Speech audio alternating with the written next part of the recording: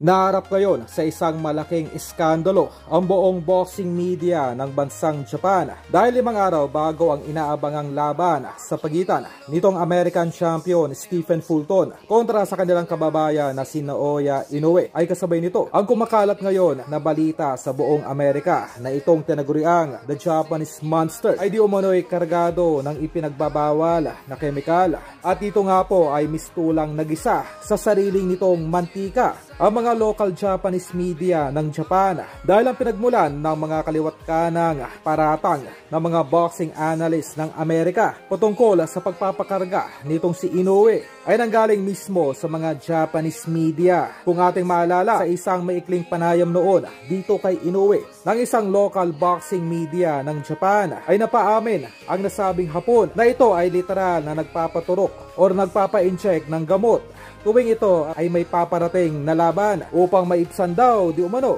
ang mga dati na nitong injuries gaya ng back pain at shoulder pain. At dito ay literal na napamura na di lamang itong si Fulton kundi pati na rin ang mga boxing experts ng Amerika. Dahil ayon pa sa mga nasabing eksperto ay kaya raw nakatagal pala ng suktulang 12 rounds itong si Inoue sa unang laban nito kay Donaire noong 2019 sa kabila nabasag na ang eye socket ito sa unang 3rd round pa lamang ay dahil walang duda raw na ang lahat ng ito ay dahil sa tulong ng overdose na pain reliever. Kaya hindi raw gaanong ininda ng nasabing Hapon ang matinding pinsalang natamo nito mula sa ating kababayan na si Donaire. Ganun pa man ay hindi lamang limitado sa pain reliever ang posibleng ikinarga pa dito sa Hapon hanggat hindi ito lumalabas ng lungga. At ito nga ay nagbanta na ang mga boxing experts ng Amerika na hindi nila papahintulutang umapak pa ng Amerika itong nasabing dito nagpapasailalim sa random drug testing